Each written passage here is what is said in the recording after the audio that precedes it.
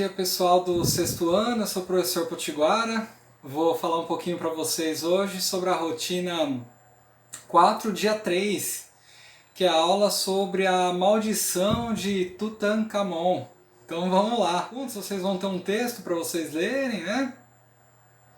Que fala um pouquinho da história desse jovem faraó e na sequência, então, vai ter uma aulinha sobre fungos, né? Então, o que são fungos, né? Que são seres vivos que não produzem o próprio alimento, podem ser unicelulares, podem ser multicelulares, né? Os unicelulares eles são microscópicos, então a gente também vai ter fungos macroscópicos, como vocês podem ver, né? Então a gente explica isso direitinho aqui no texto. E na sequência, então, tem algumas perguntas. Antes das perguntas tem 2 vídeos, inclusive um deles vocês podem ver o vídeo, né, e vocês vão ouvir porque sou eu que estou dublando esse vídeo que é sobre os micro-organismos e a produção de alimentos, tá? Então, nas perguntas a gente tem o que aqui? A gente tem a pergunta 1, explique, né, como surgiu a lenda da maldição de Tutankhamon. Então, assim, havia uma lenda de que quem abrisse o sarcófago, né, ou quem violasse a memória desse faraó, lembrando que essas tumbas, esses sarcófagos, eles fazem parte de rituais religiosos, que se acreditavam que era necessário dar esse tratamento para os mortos, né, embalsamando, tratando do corpo deles e colocando eles junto com tesouros, para que eles tivessem aí, né, a vida eterna, para que no momento seguinte, então, a alma desses faraós retornasse para os corpos dele. Então vocês têm que falar um pouquinho dessa lenda, né, como que surgiu essa lenda e por que é uma lenda, né? No sentido assim, por que não é uma realidade, tá? É legal vocês comentarem isso. O que são fungos, vocês vão encontrar ali no texto também. Então, fungos são organismos com determinadas características, e daí vocês podem buscar a resposta disso no texto. Qual a importância dos fungos e das bactérias na natureza?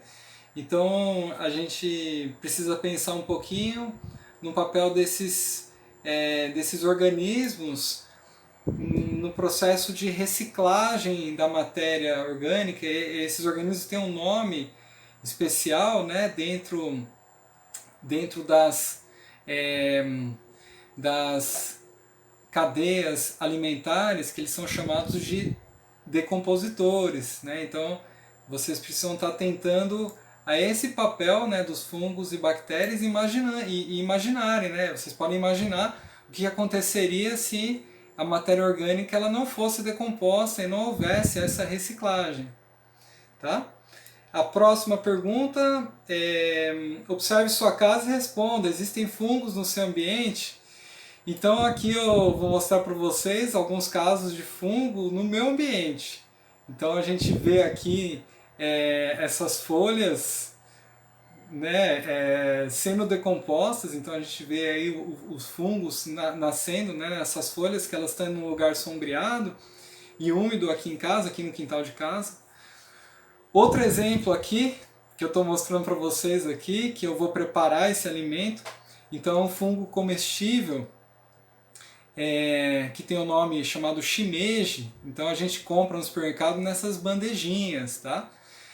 Outro exemplo de fungo também que a gente encontra aqui no ambiente são esses fungos, esse fermento biológico, que são os fungos que a gente usa para fazer o pão, que fazem, né, a massa do pão crescer e o pão ficar fofinho, porque na medida que eles vão se alimentando, né, de um açúcar ou do carboidrato que está na massa do pão, eles vão liberando gás carbônico, e esse gás carbônico faz pequenas bolinhas, né, de ar dentro do pão e faz com que o pão tenha aqueles buraquinhos e a massa fica fofa, tá? E exemplos de fungos que são usados como alimentos, eu já acabei de mostrar um para vocês aqui mesmo, né, de casa.